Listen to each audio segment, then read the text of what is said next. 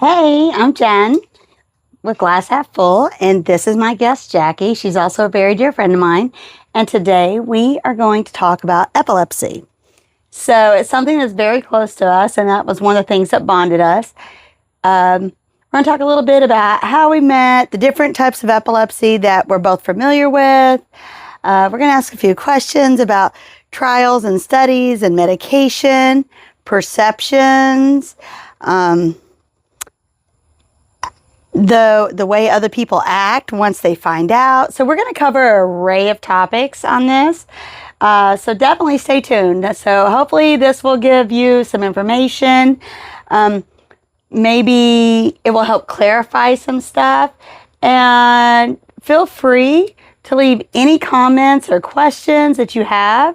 And either one of us would love to assist and answer. So let's begin. You and I meet at work one day, and we start talking, and I have a daughter that is epileptic. She has a Cardi syndrome, and it's also has the underline of LGS, which is Lennox-Gastaut, and that means that they have multiple different types of seizures. So when you're watching TV, you often only see what is the tonic-clonic, which is also, as most people know it, as the grand mal, but it has been renamed. So there's tonic-clonic, A-clonic, T-clonic, C-clonic, A-clonic. Clonic. There's grand mal where people what people know. Yeah. People falling and they're unconscious. Some may turn blue. Some people, their eyes roll to the back of their head. Some people bite their tongue. Sorry to interrupt you. No, honey. We're going to do this just like this the whole time. You're good. But you know what so many people think that is a misconception is that you will swallow your tongue. And as you know, the tongue is a muscle, so you cannot swallow it. But what can happen is that you bite your tongue, and if you are not turned to the side and you're on your back, you can choke on the saliva and or blood from biting your tongue. So you want to turn the person to the side. That's it. And another big misconception that people have is they say, oh my goodness, they're having a seizure. Somebody call 911. Please don't. Do not call 911. Yeah. Because if you call 911 for a seizure, it is required for that person to go to the hospital by ambulance. And 9 times out of 10, if that person is having a seizure, this is not their first seizure. So my daughter's disorder, she can have 50 to 75 seizures a day. And they're all different. And the other thing about it is they don't all require massive medical treatment. Some may be shorter than others. Some, you may not even know that somebody's even having a seizure and they just have it. So there's all different looks. And so we're just going to kind of pop the bubble a little bit on the misconception of epilepsy. They could have petit mal seizures where they're staring out into space for 2 to 3 seconds, where they're talking to you, and then all of a sudden, and then they come back and they don't know or remember what they were talking about. Or they could have an absent seizure where they're staring off into space and then they look at you and they go, oh, I'm sorry. What was that you just said? Yeah. And they remember everything. And my seizures are completely different. I actually started out with absent seizures, and then they were classified as generalized epilepsy. There was no classification because they came from all areas of the brain. It wasn't one area of the brain.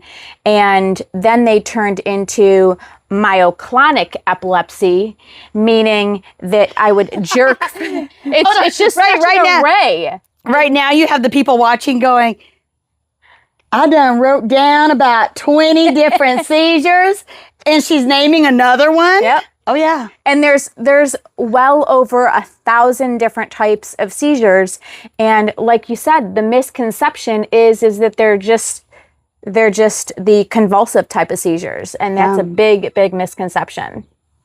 So one of the one of the, it's funny, not funny, so stories that I always tell is I had this amazing, amazing nurse that I miss her so much. So just, Chantel, if you watch this, I love you. Hugs and kisses. You definitely know this story. We are at the store shopping, and I have this bracelet on, and the little floral gold jeweled rhinestone thing fell off of the bracelet. And so as we're checking out and I'm looking for this, I'm like, oh man, I just realized it's got to be up here at the front, right? So I'm kind of like peeking and looking to see if I can see it. Chandrea has a seizure. She goes down. And I'm going to tell you, and when I say this, you're going to go, what the? This is before we cut her brain in half. We'll get to that in a minute. So she has this massive seizure. She goes down at the checkout. There is nothing we can do. Now, we've got her past the critical point. She is breathing. She's no longer blue. Now we're just waiting on her to return to her normal state, her baseline. And when she does it, we're down there and I'm like, girl, while you're down here, do you see my star do you see my flower down here since we're so close to the ground? And we're down here like this and we're looking for this while we're down here.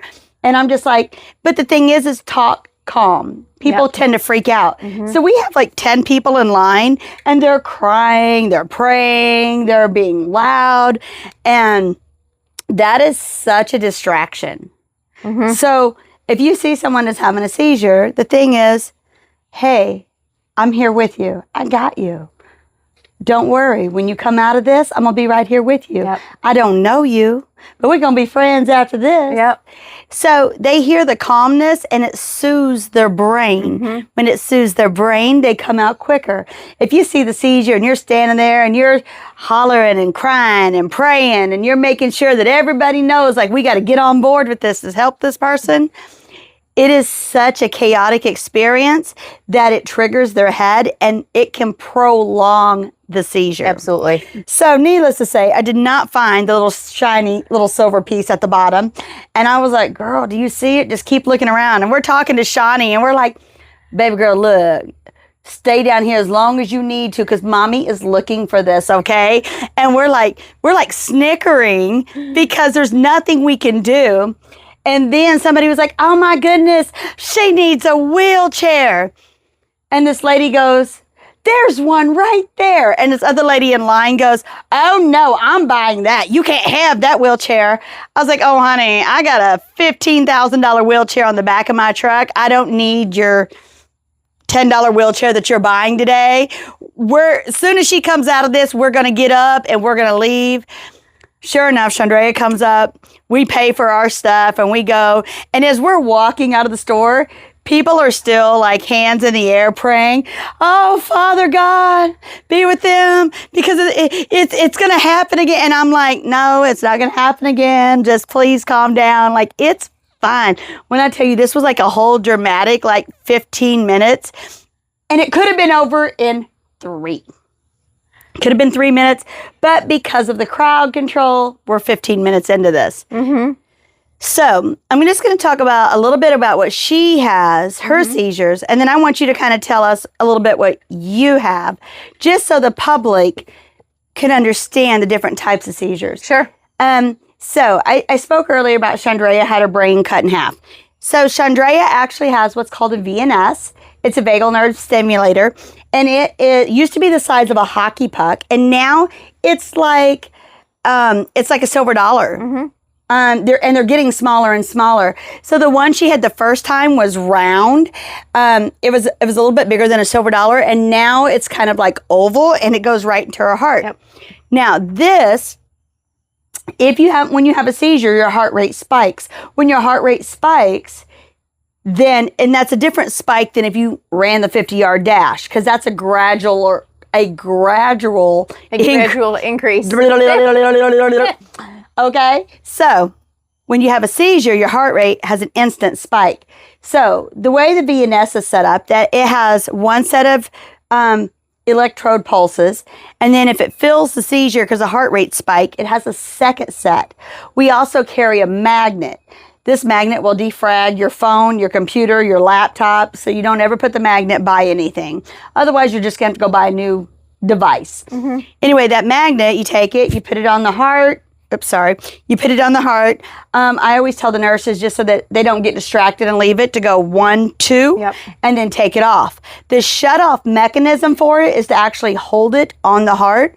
So there was a case where somebody was having some type of pain, and it's been the only case that I've ever heard of. And they had to tape the magnet to the chest because that was the shut-off. That's the emergency shut-off to it. Because it has a wire that goes from the heart to the nerve, and that sets off the nerve, and it's like an awakening. So it makes you a little bit more aware of your surroundings. It helps with memory. It helps with clarity, balance. It has a lot of benefits because it constantly awakes the brain.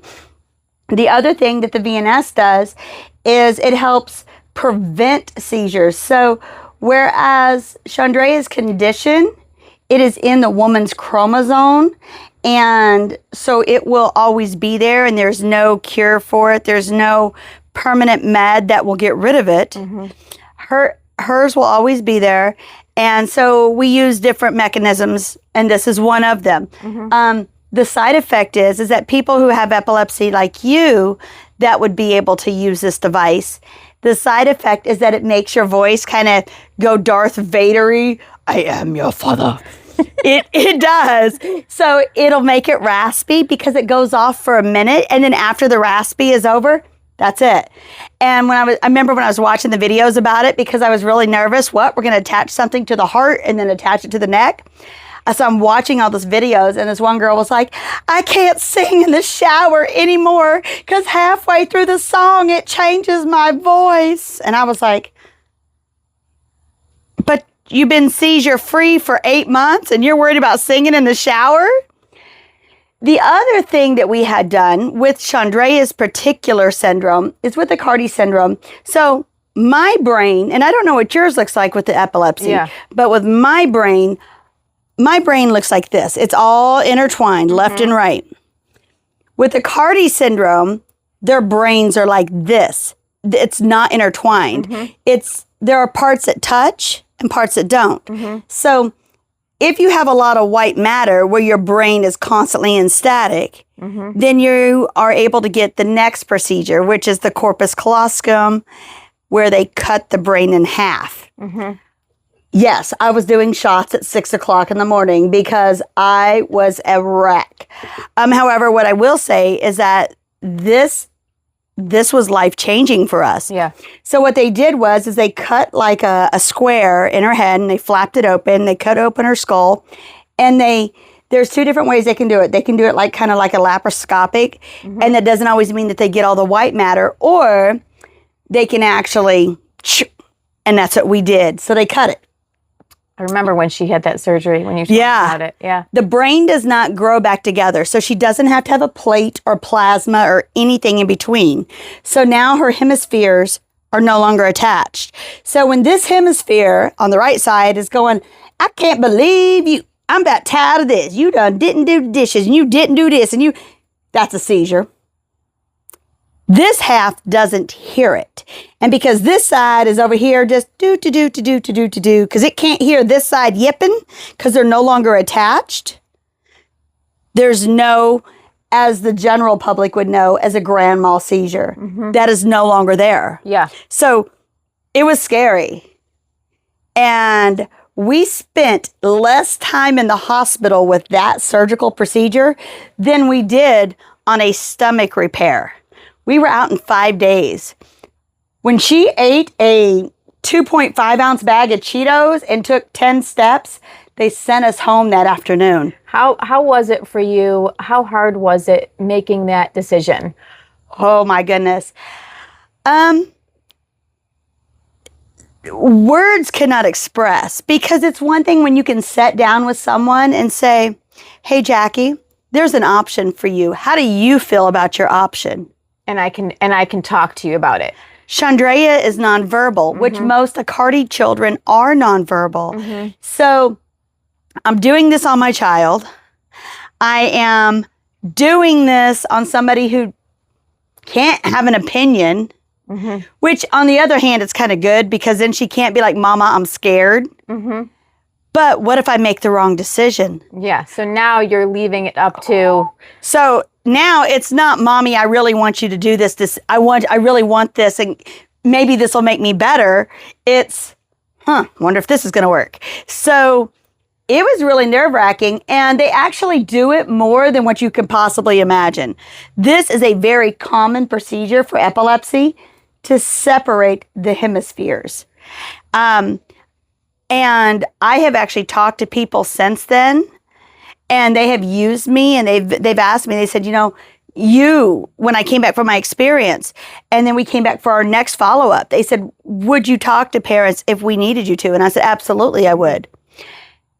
Now, when she was tested for this before, she didn't have a lot of white matter, so they couldn't do the surgery. This was not a good fit for her. But now, at that time, she had a lot of white matter when they redid her test. And because she had a lot of white static going on in her brain, she was eligible for it. So the things that we needed to have in place to make it a success was there, which made it easier. And I mean, you just don't walk up to a doctor and be like, hey, I heard that you can cut a brain in half. Can you do that for me? Yeah. These are surgeons that I have trusted.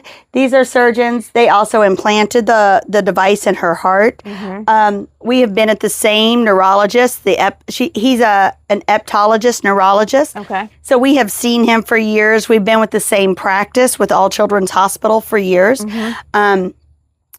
And so that's the other thing when I would tell you that, especially depending on your epilepsy, make sure that you have a doctor that is open. If you have a doctor that's like, look, we've only used Keppra our whole life and this is all we're doing. We're going to do Keppra and Banzel, which, by the way, Banzel is Rufinol for those of you who need to know that. Which at one time, Chandrea was on 800 milligrams of Rufinol in the morning and 800 milligrams of Rufinol at night. We are no longer on Rufinol. So the original drugs that we were on different drugs that have less side effects. And now we have 1 seizure a day, maybe 3 if we're in that hormonal phase of the month. Even though we take a shot for depo, we still have the hormones for it, which affect seizures. Oh, yes. So some of the other seizures that Chandrea had, she had a sensory seizure. So if you would touch her like this, within 5 seconds, she'd have a seizure. Her arms would flail out. She'd turn blue, and she'd hit the floor. Boom. Choom. And that was it. And those were so scary. And those lasted for a long time. We also had a food seizure. Yes, food. F-O-O-D. We would give her dinner, her breakfast, whatever. It didn't matter what it was. It could be her chips. She loves potato chips. And as soon as the taste of the food hit her tongue, within 5 to 10 seconds, you would see her start to like bite, and she's twitching. And her teeth would actually make that chomping sound. And it was a seizure. It was a reaction to the taste of food. She's blind from a Cardi syndrome in the right eye. So we would have to, before the brain surgery, we would have to be like, Chandrea, so that she could hear us. Because if you came up on her right side and she didn't see you, she would have a seizure. So there was so many different types and different things that we had to be aware of. So like if I left her with you, I'd hit, okay, here's what you can't do. Here's what you have to do. Be careful. And it was a lot. So right now, we are smooth sailing. Yeah. And some people might think that, some people who don't know about epilepsy or seizures might think that this is behavioral, might think that these are pseudo seizures, but they're not. They're truly seizures.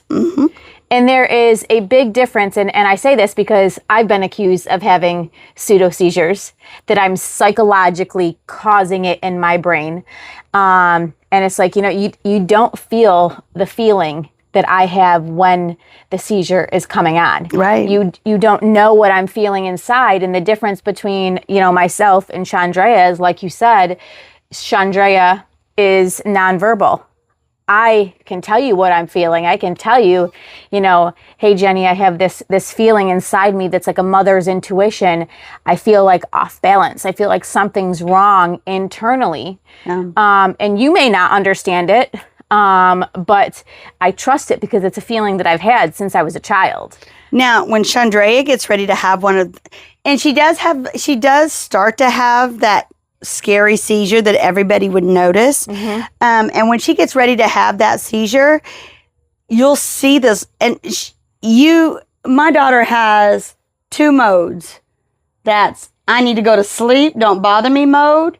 And that is happy-go-lucky, laughing, playing. That is her baseline.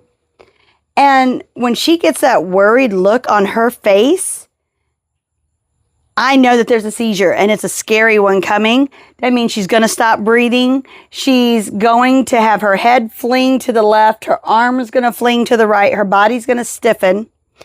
And it might be like that for about 10 to 30 seconds because 1, we have a VNS. So the VNS helps stop it.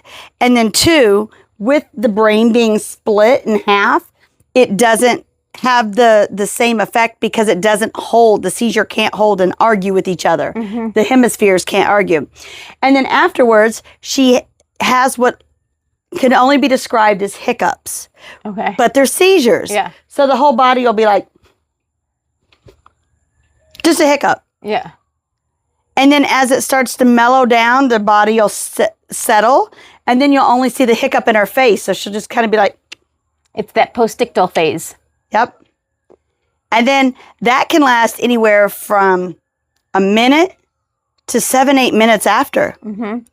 So what are so do you have a specific diagnosis for your seizures?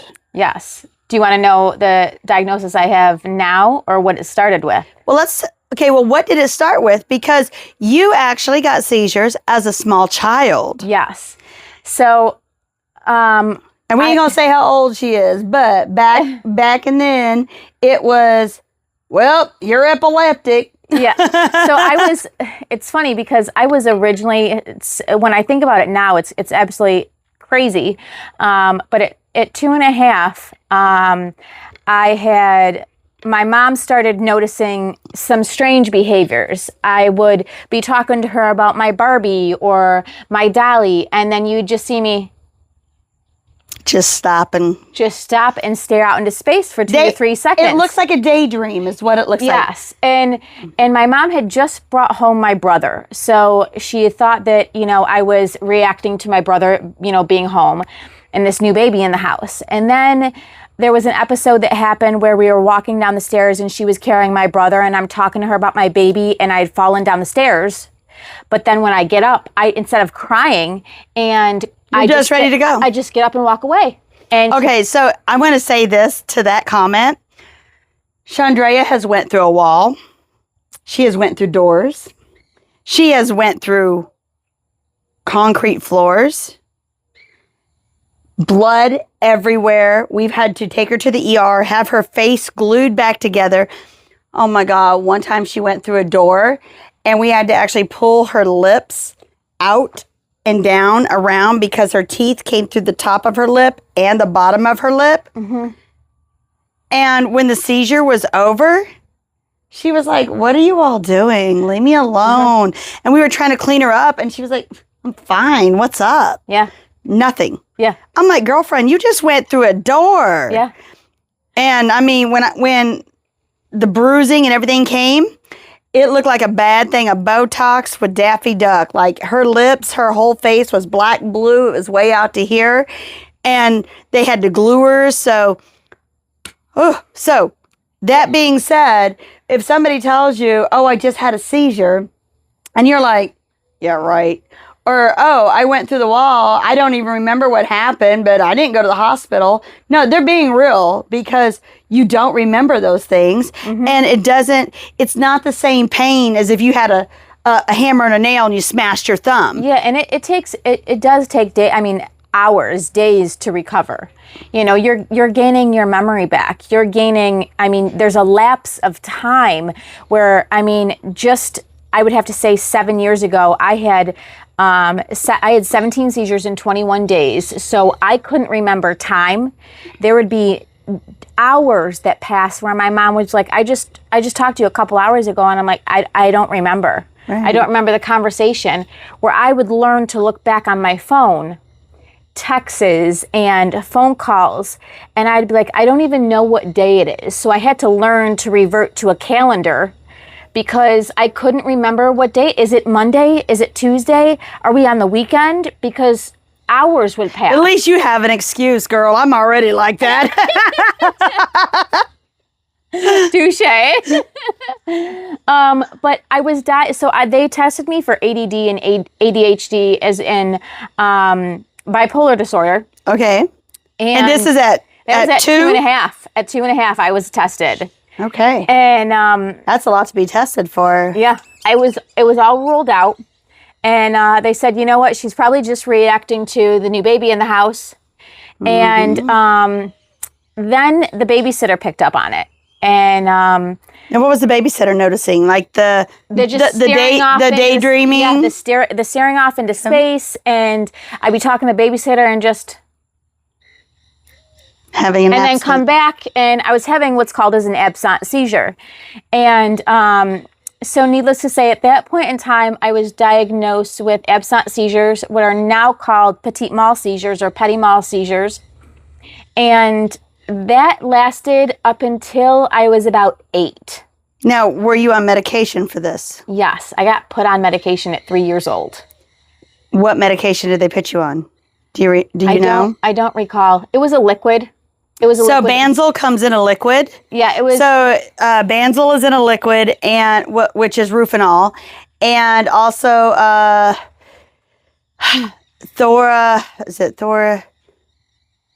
Thorazine is also can come in a liquid. No, I don't remember what it was, but it was a liquid, and around about 5 is when I started talking about my seizures. Now, were you only having the absent seizures, or were you having different kinds of seizures? So right around that time is when my hands would twitch. You just see the twitching. And like your hands have a hiccup. Yes. Yeah, I would just go like this, and I knew, okay, I need to leave the classroom, I need to go to the nurse. And at that point in time, we lived across the street from my elementary school, so my mom could come pick me up. Okay. And the boy who lived down the street knew that I had seizures. And there was a little boy in my classroom who would always say, why do you get to sleep in class? Why are your eyes always closed? Why can't you open your eyes? And that was a point in time that I learned I need to stand up for myself, or else I'm going to get bullied.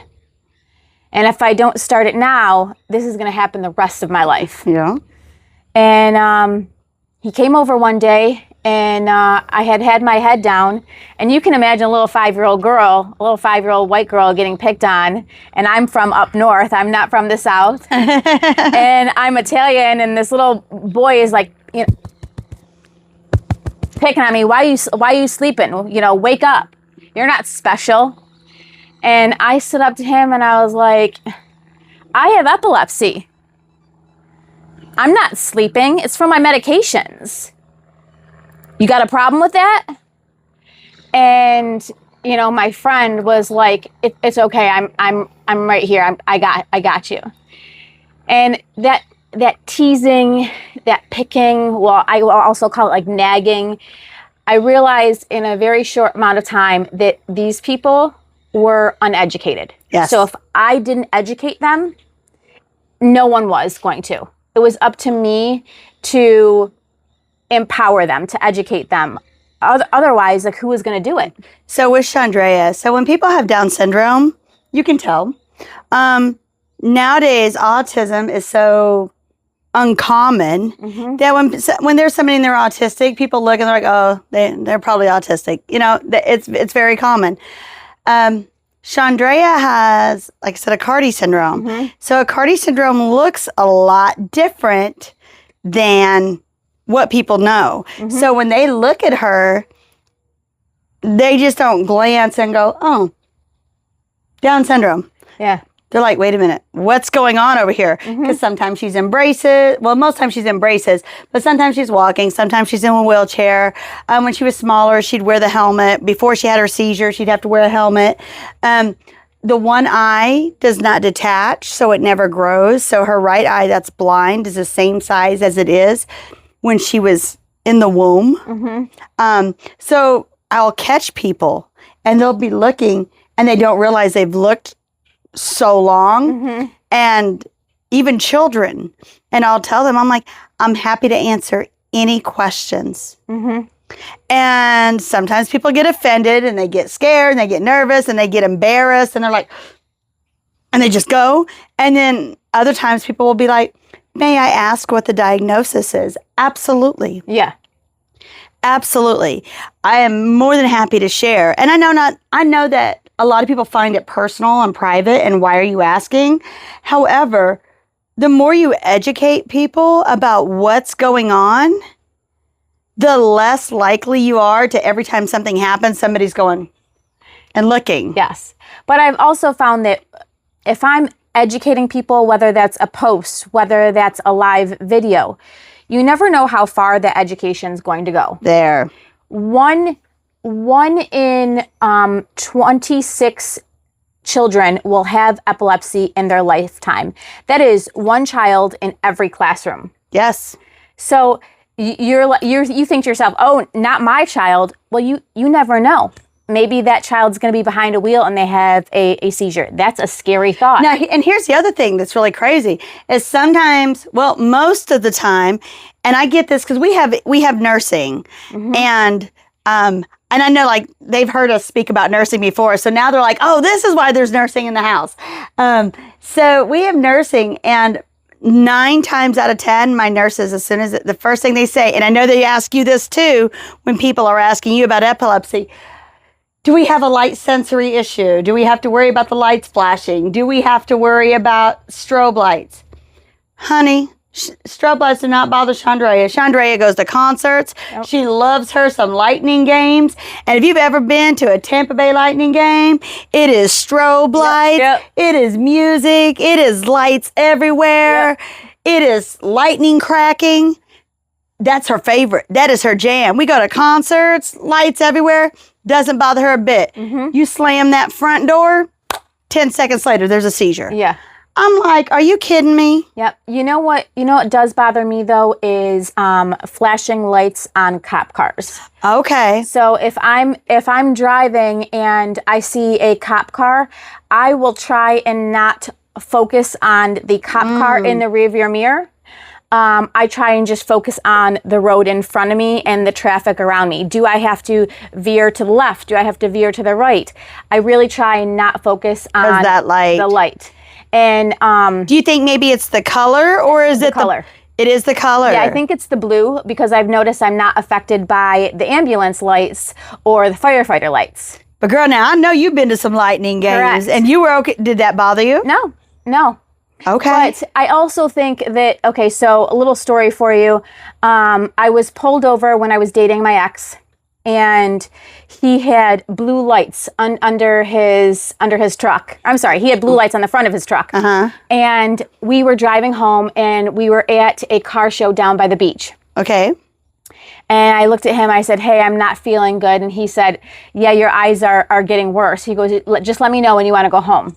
And it was probably about an hour, and I said, hey, it's time. I probably have about 40 minutes before, it gets worse and I need to have meds. And he's like, okay. He goes, so we'll head home in 20 minutes. And it took about 20 minutes to get home. So we had that little time, that leeway.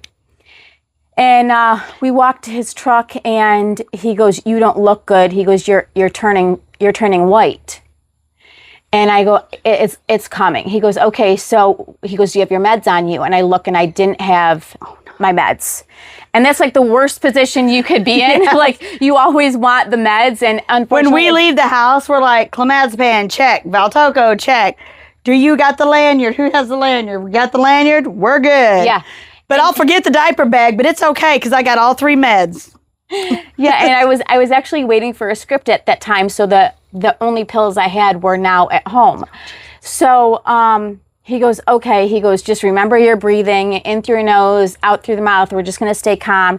And he goes to pull out, and maybe we're on the road for 30 seconds to a minute before we hear, and he goes, oh shit. And I look at him, and you just see me jerking like this. And I'm, what, wrong? And he goes, babe, just calm down. There's a cop pulling me over right now. So he looks at the cop and he says, hey, my girlfriend's having a seizure. We need to get her meds. If you could just follow us back to her place, you can give me the ticket there. She's having a seizure. She doesn't need EMS. She doesn't need to go to the hospital. I need to get her home. The cop looks at him, looks at me, and starts laughing and says, you're fucking lying. And because it wasn't a grand mal seizure. Because it wasn't a grand mal seizure, yeah. And he goes, she's not turning blue. Her eyes aren't rolled back into her head. And I look at him, and as I'm literally going like this, and I go, are you fucking kidding me? Just like that. And my ex starts laughing, and he goes, okay, Jack, you're going to make the situation worse. And so now the cop comes over, and my ex was like, hey, don't touch her. If you restrain her, you're going to make it worse. And he goes, I want to watch to see if she really is having a seizure. Jesus. And you can just imagine like how much that amplified the stress. Yeah. And so now he's like, I need to issue you a ticket. I'm going to call EMS. We're going to get them here. And now EMS comes, and he was like, what type of seizures do you have? We need to give you an IV. And the seizure gets progressively worse. Because you're in a stressful situation. You're on the side of the road when all you needed to do was get home. Okay, so 2 seconds, real quick. Number one, we got pulled in Georgia one time. We were driving to my home state, and we were going through Georgia, leaving Florida. And when I got pulled, I was like, excuse me, officer. I said, I'm not going anywhere. I'm not doing anything, but I am going to ask you. I do have a daughter that is in the back of the car, and she can't, and this is before her brain surgery. And I told him, I said, she can be very light sensitive. I promise you on everything I love, I can show you every med, but would you please shut off the blue lights? Mm-hmm. Could you shut off your lights? We are not, I'll give you my keys. Mm-hmm. I just need you to shut off the lights because those lights are going to trigger a seizure. He takes the flashlight and goes whoosh and puts it right on her. Guess who had a seizure?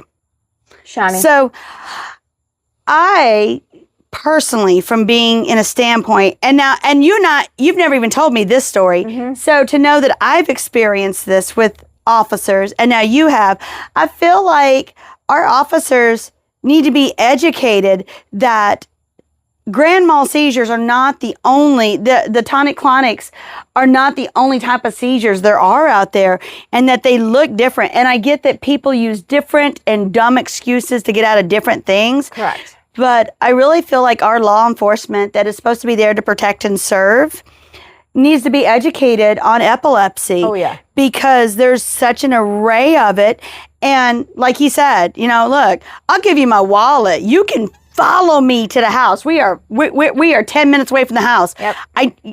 My address is correct on the wallet. Police escort me to this address. Mm-hmm. Mm-hmm.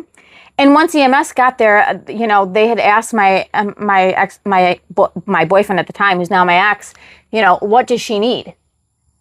And my ex is like, this is why we don't call EMS. She just needs her meds and to be in bed. And my boyfriend at the time was like, she just needs her meds. I need to give her some Ativan. It's at the house. And they're like, all right, are you going to bring her there? And he's like, that's what I told the cop. And they're like, all right, we're going to release her to you. Go ahead and bring her home. And he just looked at the cop and he's like, I told you. So you wasted 45 minutes of our time where we could have been home and you could have issued me the ticket. And when people have seizures, it kills brain cells. Especially with like delaying that time. Yes.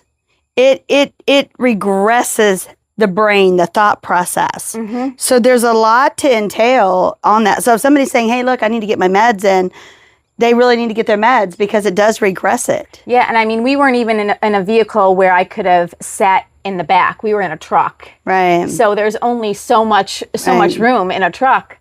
But, you know, from the absent seizures, I then had generalized seizures. So my hands would shake, or like you just see like my leg underneath a desk shaking. So if it was my legs, I have very limited time to get to a nurse safely and lay down. So now you've mentioned your eyes. Mm-hmm. What goes on with your eyes now as an adult woman? Because now we've talked about different seizures, because sometimes people only get one particular type of seizure and that's the way it is. And then other times you can progress and get different types. So now what else do you have? So I have what's called is eye fluttering, where my eyes twitch really, really fast. I just call it some people consider it fast blinking. I call it eye fluttering. And is there anything particular that sets that off? A lot of different things. Lack of sleep, stress. Somebody could come up behind me and scare the crap out of me, and all of a sudden now my eyes are fluttering. That doesn't necessarily mean I'm having a seizure. It just means you've triggered something. You've triggered the beginning of the seizure, the start of the seizure. Yes, but that, for me, that could go on all day long. Yeah. And now I don't necessarily have the full-blown seizure. I'm not having a myoclonic seizure, but the eye fluttering it's just going. So recently you were at a job, mm-hmm. and you were having the eye flutters from the seizures. What did your job say? So I want to make this very clear. I have not had a full-blown seizure in 6 years. Mm-hmm. And, you know, I was at this, to answer your question, I was at the job, and I said, hey, I don't want to miss work. So I can function. I'm at 80%, not 100. Yes. It's like when you go to work with a cold, you're not 100% great. But you make the sacrifices to go into work. And so I went into work and I brought my meds with me, and I said, hey, I'm not having the best day, but I'm here. And they said, okay, well, let us know if you need anything. And my manager was like, why did you come in if you weren't feeling great? And I had blue light glasses on, and I'm working at a computer, and I said, I can see. My eyes are open. I just have to put in more effort. Right. And it does. It takes more effort. And just because when they're fluttering, even if they're closed, doesn't mean I can't hear. My other senses kick in. Her eyes are closed. That's what I get. She can't hear. She can't type. Yeah, that's what I get. Like, your eyes are closed. It looks like you can't see. No, they're open. I can hear you. I just have to put in a little bit more effort. My other senses kick in, you know, like if I'm walking to the bathroom, I'm like touching a wall to ensure, like, okay, this is the light switch is like right here. My other senses kick in, and I don't want to compare myself to a blind person because I'm not blind, but they use their other senses to get around. They hear the clicks, they hear the echolocation. Yeah. Yes. And my eye fluttering was much, much worse years ago. So on those days I have to use other senses. Right. But they ended up telling me, you know, basically what happened is I didn't have my medication for a couple days because the pharmacy didn't fill it. And that's another thing. And I've had this issue too. And when I tell you it is utter stress, I cannot tell you, if you work at a pharmacy and you are responsible for somebody's medication, your life is in their hands. Mm-hmm. And I have been to pharmacies. So Chandrea has been on medication since she was 2 months old. She started out with infantile spasms, which then went into full-blown seizures. Mm-hmm. And so she's always been on medication. And I can honestly tell you that there is at least 4 pharmacies that I would be like, well, let's hope I don't go to prison today. Because I would be I would get a text message that would say, your daughter's prescription is here. And then I get there, and because I call them and they wouldn't answer the phone, then I get there and then they go, I'm sorry, that automated system just happens, but we really don't use it. We don't have your prescription ready. Do you want to wait an hour or so? I just drove 45 minutes to get here after I've called you and you didn't answer. And then, oh, our authorization department didn't get an authorization and we forgot to look. Did you call by chance? Well, no, I didn't, because you called me and told me it was ready. Yeah. So I assumed that you were prepping it and you were doing it. Mm-hmm. I had 4 pharmacies that I just was like, rock, paper, scissors, please don't let me go to jail today. Yep. Because I knew every month when I went there, that's what it was going to be. And like I said, I try to use like blanket names on things, but I will tell you, Publix 5-star review, A+.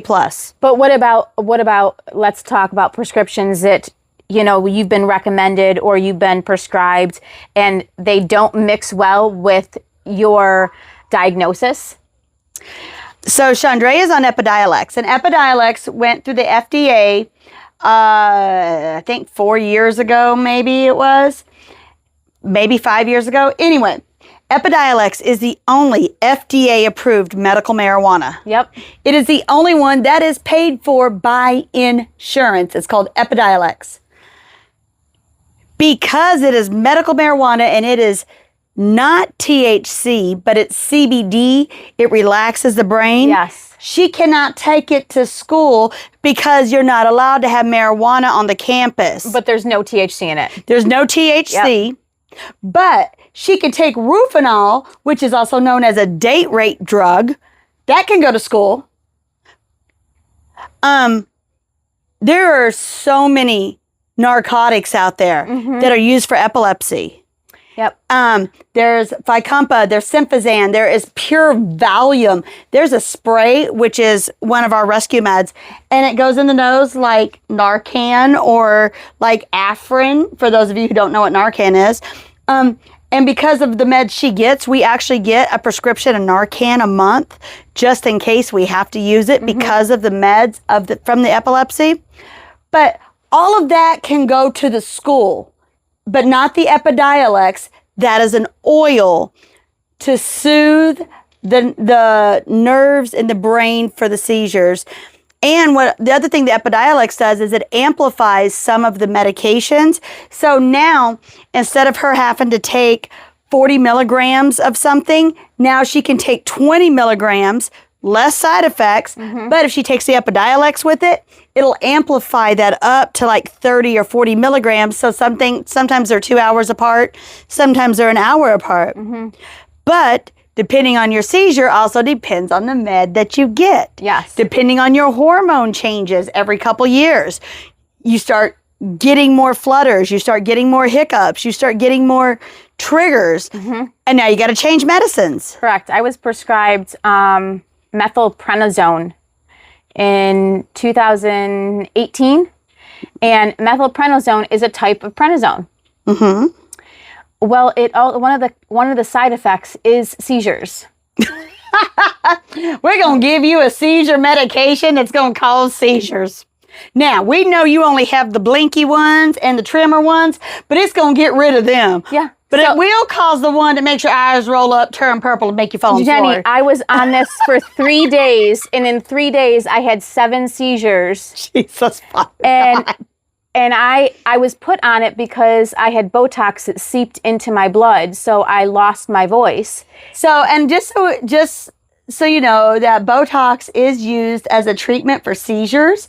It's also used as a treatment for migraines. It's used as a treatment for muscle development. Like Chandrea gets Botox in her arms and in her elbows because we have a lot of shoulder and arm issues that go along with the Cardi syndrome because of her muscle development and rotations. Yep. She also has massive headaches. She used to get massive headaches and you'd see her just always shake her head. Yep. But we didn't do Botox in the head because she's not,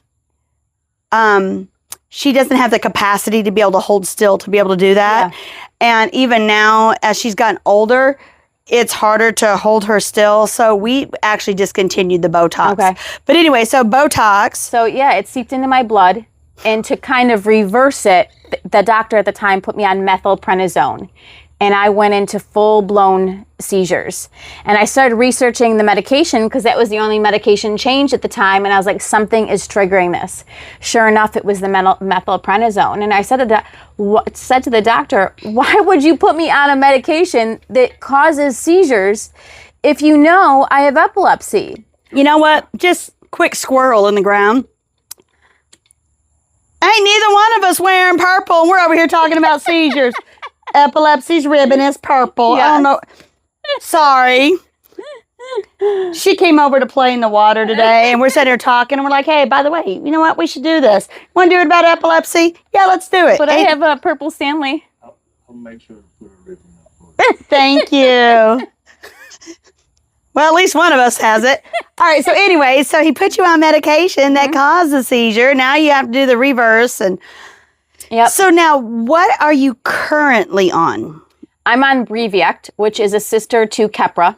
Okay. Keppra did not work for me. So Chandrea was on Keppra for years. She's been off of it and on, and now we're currently off again. Mm-hmm. Keppra did not work for me. I will never ever go on that again. I'm allergic to it. Yeah, no, no. It made me very angry, very depressed. I gained a lot of weight. I hated Were you the world. seizure free? No, I was not seizure free. I actually, when I was on it in 2009, I lost my insurance because I was 26. And I called the doctor and I was like, you can either switch my meds or I will take myself off of it.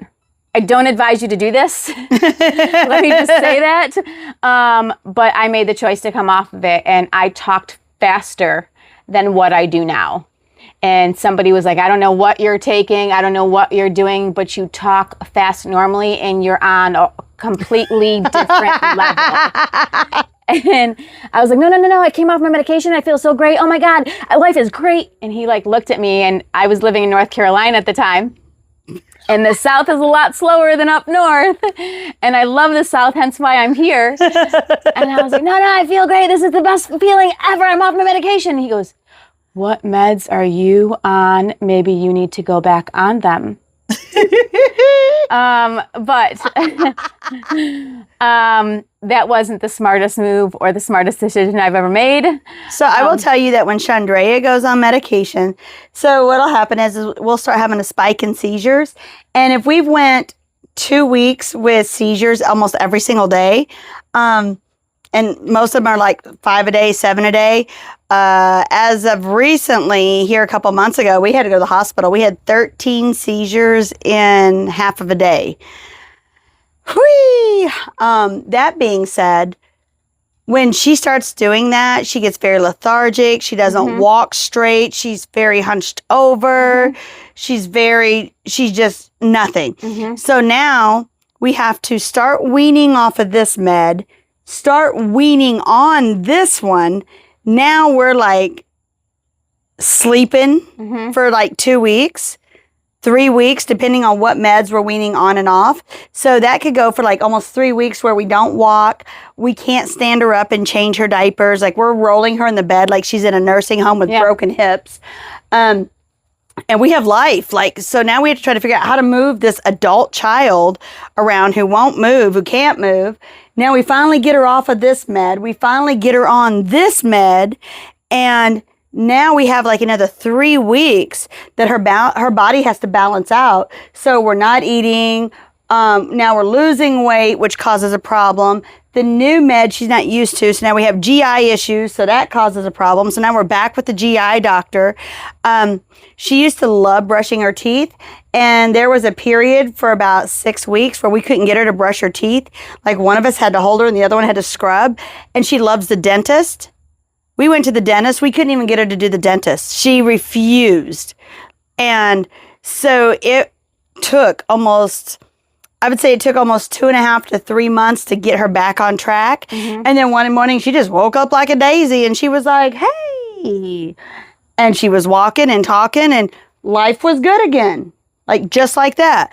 But it took almost 3 months to get through that transition. Wow. So you never know what the transition of medications is going to be. Correct. So right now, Yep. how many different types of seizures do you currently have? I know you said you're seizure free. Yep. So let me say this, since you're seizure free, but you have symptomatic seizures. Yeah, so I have one diagnosis right now, Okay. which is juvenile myoclonic epilepsy, otherwise known as generalized epilepsy, meaning that my seizures come from all areas of the brain. Okay. So they could start in the front area of my brain and, quickly now the back area, they're noticing it picking up in the back area. Okay. I took the epilepsy gene test. Okay. I don't have the epilepsy gene, but what I have what's called as an abnormality, and they don't know where the abnormality came from or what triggered the abnormality. Gotcha. I like I told you, I'm on Breviac. I'm also on Topamax. Okay. We've been on Topamax before, when she was much smaller, like 5, 6. Probably up to about age 8, we were on Topamax, and then we came off of Topamax. I haven't, but she's been on Topamax. Yeah, Topamax has helped my migraines to a certain extent, but Topamax comes with a lot of side effects: kidney stones, feeling anxious, loss of hair, loss of weight. That could be good or bad depending on the person. It also comes with a lot of birth defects. So if you're somebody that's, on Topamax and looking to get pregnant, spina bifida, cleft palate. So when I found out I was pregnant in 2022, I had to really think about, do I come off Topamax? Is it too late? What could this do to my child? And if I come off, am I now going to break out into a whole bunch of seizures? And what's the detox like? Because do I have to come off in a period of a month, or are they like, no, do it cold turkey? So there's a lot of different things to consider with that too. Correct. But since then, back in 2022, I was on 100 milligrams twice a day. I'm sorry. Yeah, 100 milligrams twice a day, so 200 milligrams. I'm now on 75 in the morning and 100 at night. So we've decreased that. Okay. We've decreased that. Yeah, that's a significant, and I know, like, people that are watching, they may be like, well, that doesn't seem like very much, but it actually is, because everything comes with such a side effect that there's actually one of the medicines that we're on. So we're on a new medicine called Xcopri. We had to get that approved because at the time she started it, she was 17. So, and we still had like 6 months left, but she's the size of an adult. So we had to go through all these hoops and blah, blah, blah, blah, blah, to be able to be on this medication, and now we're good to go. We're on Xcopri. It's been amazing. There is another medicine that is fairly new. However, we're talking about side effects. This particular medicine, it comes with the side effect of cardio. So you'll no longer have seizures, but you have to have an echo every 6 months. And then once you're off the medication, you still have to have an echo for the next 6 months. You have to do it 2 more times so you have to do it for the next year to make sure, because it causes heart problems.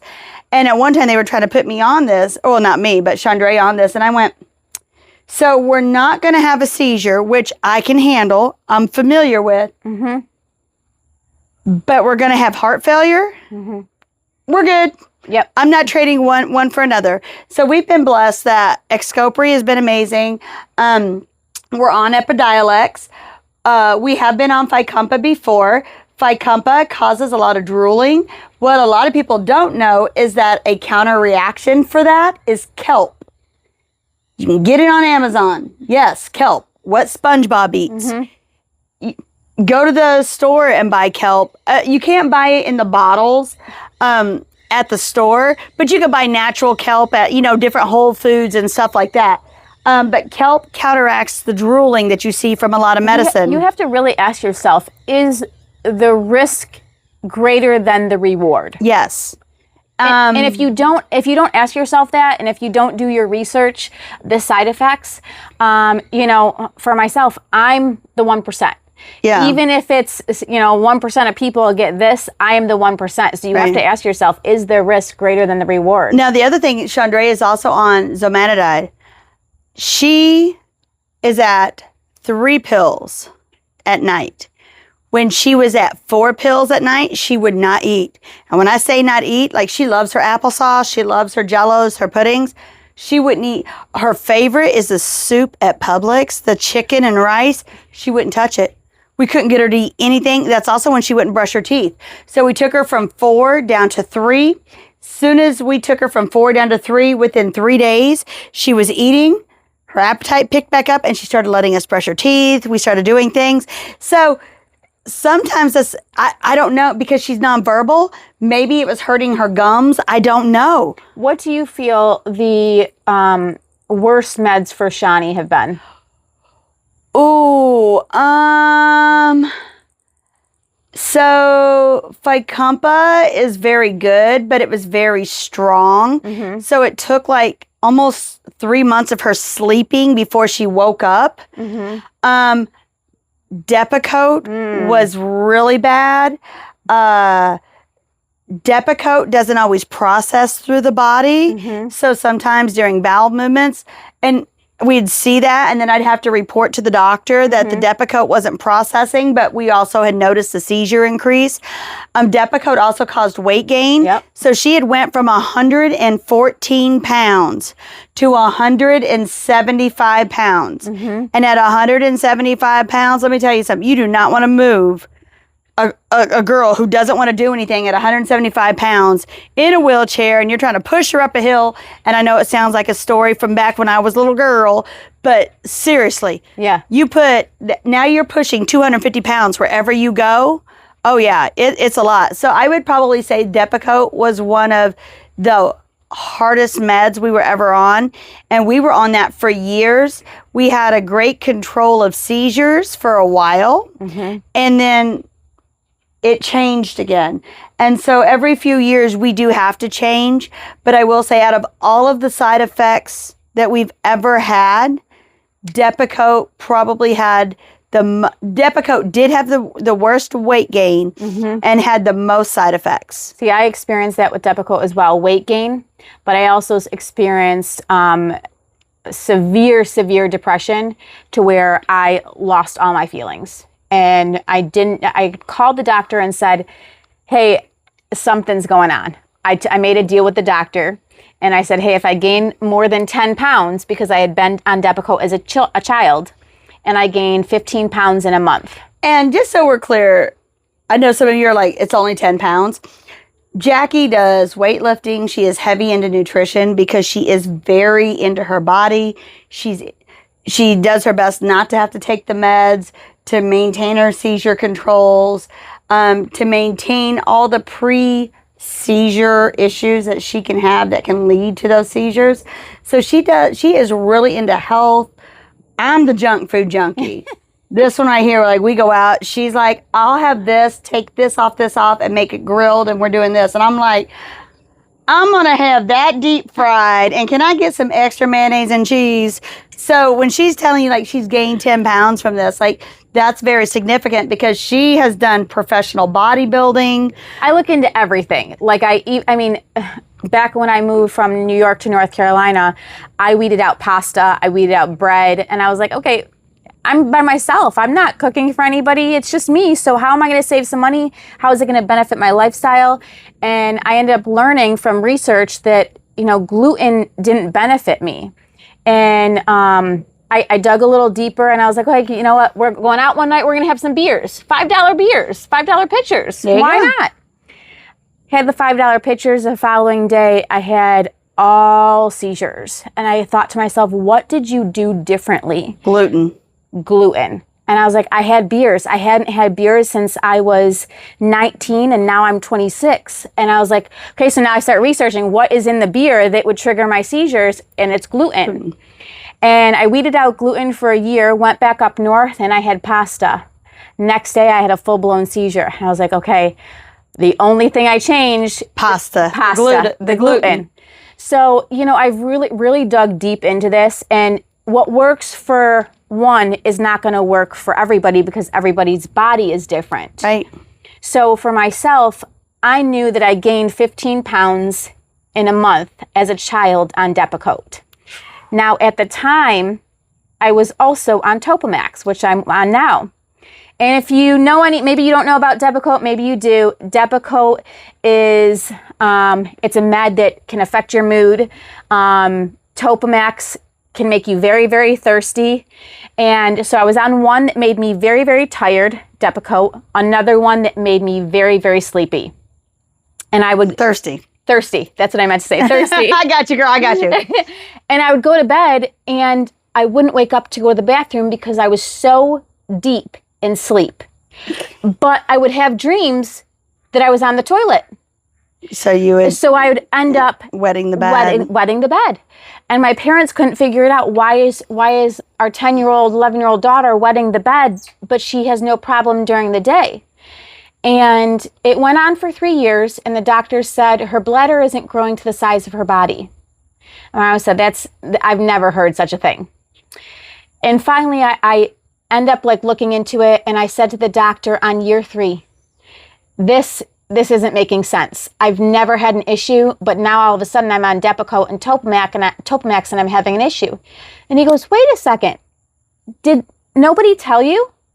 The Depakote causes you to sleep, and the Topamax causes you to be thirsty. And so you're not waking up because you're so deep in sleep that you're wetting the bed. And I said, okay, I'm done. Take me off. I'm good. And isn't it funny that, you hear all the side effects, and to think that, so when people are like, so when you hear the side effects, for RLS, and you're taking this, and this, and there's bedwetting, and you're like, why would I wet the bed? What kind of side effect is that? That's what it is. Yes. You can't, just different things. So, it would affect me at sleepovers. I stopped going to my girlfriend's house because I was afraid that I would wet a sleeping bag. Yeah. I then started bringing multiple changes of clothing, and they'd wake up in the morning and be like, "Why are you in that when you went to bed in something else?" Don't worry about that. Yes, and then as an adult, I said to the doctor, if I gain more than 10 pounds, you best believe I'm coming off of this medication. And he said, you probably won't. And I asked the question, what is the likelihood if I gained weight as a child that I'll gain weight as an adult? And he hemmed and hawed, and finally, after a while, he answered, he goes, well, women are more likely to gain weight versus men. Mm-hmm. Always. Yes. Yeah, right? And, I ended up gaining 25 pounds. Oh, my goodness. In 2 months. 25 pounds is a lot of weight. And it took me over a year to get that weight off with working out, healthy eating, the proper rest. Well, because it was all medication weight. Yes. And medication weight is different than just regular weight. Correct. And a lot of people may not believe that, but until you actually experience it, it did. And the last time I was on it, I was in the gym working out, and I went to go do abs, and I'm laying on the floor, all of a sudden bursted out crying. And I didn't know why I was crying, and someone came over and they went to go touch me, and I just tweaked, don't touch me, please don't put your hands on me. And I remember going home, and I thought to myself, if I hit this guardrail right now, is anybody going to miss me? And I happened to touch my grandma's mask card, and it was in that moment that I touched her mask card that I ended up pulling into my street. And I'll never forget, my mom wrapped her arms around me, and she's like, I love you. And I couldn't say it back. And I'll never forget it. And I said, I need to come off this drug. It's not, I don't feel right. I don't feel like me. And that may not be someone else's case, but that's how it was for me. Right. And since then, it was, put in my chart that Depakote did that to me because I can't go back on it. It gave you very depressed thoughts. Oh, yeah, it was bad. So, in conclusion, if you was to, what would you want for someone to take out of this story of epilepsy? Yeah, that's a good question. Seizures don't look the same for everybody. And if you're somebody that knows of somebody that has epilepsy, or maybe they have seizures, because seizures are different than epilepsy. That is true. Yeah, we didn't even talk about that. Yeah. When I tell you it is an umbrella of stuff, oh, it's so much an umbrella. Be there to support them. You know, how can I support you? How can I pray for you? You know, do your research. Reach out to somebody. You reach out to myself. You know, don't immediately just call 911. Maybe look into nutrition. Nutrition can support your journey. Mm-hmm. So just, do your research, because it'll definitely help you. And everybody's journey looks different. Correct. It's not a one size fits all. So I'm going to close with a story, and then I'll share what I feel like, you know, we should take out of it. Years and years and years ago, we was at a restaurant, and a gentleman was coming out of the bathroom, and he hit the floor, and he had a seizure. And I immediately got up and went over there, and I was like, okay, and I was like talking to him and treating him, and somebody just get me a towel, because he'd hurt his head and whatnot. And as he started to come to, and I was talking to him, and I could hear the commotion of people behind me say, you know, somebody call 911. I'm like, don't call 911, because just trust me, just don't. Are you a nurse? I'm medically trained. Don't call 911. Mm-hmm. Let him come to, Mm-hmm. and let him make the decision. Mm-hmm. How do you feel? What is this? What is that? Well, they didn't listen. They called 911. He missed lunch with his family. He ended up missing whatever had to go on that night. They took him out because he had a head injury, and then they wanted to scan and do everything. So he was like, and he kept saying, I don't need to go. And they're like, well, it was called, we have to take you. Mm-hmm. And whatever it was that night, it was really important. And he was very upset that he was missing it. So if somebody's like, hey, look, don't call 911. Now, it's different if they're actually like grand mal, which you would normally consider a seizure, and they're really going at it, and there's things going on, and somebody that's with them says, call 911. Yes. There is a difference. So if somebody is telling you that they are versed in epilepsy, and they're saying, hold up a minute, just hold up a minute. Yes. Definitely listen, because there's so many different scenarios in it. And but like you said, you supported his head. You got something for his head. Turn him on their side. Turn them on their side. Talk to him. I was like, hey. Talk to them calmly. Support their head. If you don't have a towel, I put somebody in my lap so they had some cushion. Talk to them calmly. You can time the seizure. Yeah. Just definitely look at your watch. Yes. So you can see. And if you notice changes in the seizure, look at your watch at the changes of that particular seizure. Mm-hmm. Because I know for us, when we document my daughter's seizures, we have to document what the onset of the seizure was, what we were doing beforehand that may have triggered it. We have to document what the seizure looked like, what that particular seizure, how that lasted. So there's an onset. And when you do that, you can at least give the information of what is needed, so that they can track, or maybe they haven't had a seizure in a while and they need to be able to report that, and they're going to go to the doctor tomorrow, or they're with a family member and you can report to the family member. So write down the details of it, because that is very important. The other real quick story that I just want to tell is, we was at a store one time, and Chandrea was about 8 years old, and she had a seizure, and this is before her surgery, before the heart surgery and before the brain surgery. And when she had the seizure, she stopped breathing, and I grabbed her out of you know how they have the children's cart where they have like the 2 children in there? I grabbed her out of that, pulled her up, put my hand in her sternum, popped her on her back, trying to get her to breathe, pulled her up. She was still blue, put her back down, trying to pop her and trying to get her to go. About the 4th hit, somebody looked at me and was like, stop beating your child. I'm calling DCF.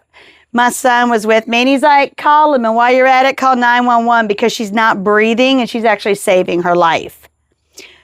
And the lady just kind of looked at him. And right about then, Chandrea came to, and she was like, she had went from going to now she was like, and once she started doing that, I was like, oh, welcome back, sunshine. How's mama's baby? And I set her down, and I started talking to her again. And within literally 10 seconds of her going and me setting her down, she was fine. Mm-hmm. She was, there was even any post-ictal to it. Like, she just looked at us and then she was like, hey. And I'm like, literally, you just went from not breathing, turning blue and purple to, hey. So be aware of the person that is with the people, or the people that are with the person that has epilepsy, because they are very aware of how to handle the situations. Like Jackie said, do your research, look into it. Is this a genetic seizure, or is this a medicated seizure? Is this a food seizure? Is it a food that's causing the seizure? Because there's such an array of things that can cause this. So do your research. Don't just take for granted, well, they said I have this and this is the end of it. It could be they're having a seizure because their lack of sleep and stress. Yeah. I mean, I had somebody that I worked with who I knew she had seizures, but she didn't tell everybody. And the day before the seizure, she had worked a 12-hour day, had 3 hours of sleep that night, and we were working in a hot kitchen. Yeah. And she hadn't eaten that day. And so as she was going into the seizure, somebody had said, hey, she doesn't look okay. I think she's having an anxiety attack. And because I knew... Always anxiety. Right? Because I knew that she had because I knew she had seizures, I jumped over there and I was like, hey, are you having a seizure? And she slowly started to like tilt, and I was like, have you eaten today? And she's like, no. I go, have you had anything to drink? And she goes, 1 bottle of water. And I knew that seizure was coming. And I said, hey, I'm going to be right here. You're okay. It's okay. Go ahead. And she ended up having the seizure. And, you know, I knew she was not unconscious, but currently not aware. And when she ended up coming out of it, she knew somebody was there to be with her. Right. So like we said, just support them. And when I started working with you, I actually started bringing one of her rescue meds with me, because you and I worked on the same deck together. Yeah. And so as long as you were there, you left before I did, but you left the company before I did. Let me say that. You left the company before I did. But once you and I talked about that, and you were like, yeah, you know, I've been seizure free, you know, I do this or I do that. I do a lot of natural. I do a lot of this. I was like, I knew we had long hours. I knew we had lights. I knew we had loud music. I knew we had crazy people. I knew we had stressful situations. I knew we had times we wouldn't eat. And I was like, you know what, just in case. And I did. I stuck it in there, and I just had it just in case something was going down. Bam! I was going to be ready. I had it. You were going to get something, whether you knew it or not. You were getting it. If your eyes went back, you were getting it. So, but I did. I carried it for you. I was like, nope, I got it. So anyway, so thanks for joining us. There is so much more to learn about epilepsy and the different spectrums of seizures and everything. So I'm pretty sure we're more than likely going to do another episode where we're talking about medications and health. Thanks for joining us. And if there's any questions, hit either one of us up. We'd love to answer questions. We'd love to follow you in your journey, because what your journey is, we may be able to share that with somebody else who needs to know that information. Absolutely. So thanks for joining. I'm Jen, that's Jackie, and this is Glass Half Full. Thanks for joining us tonight.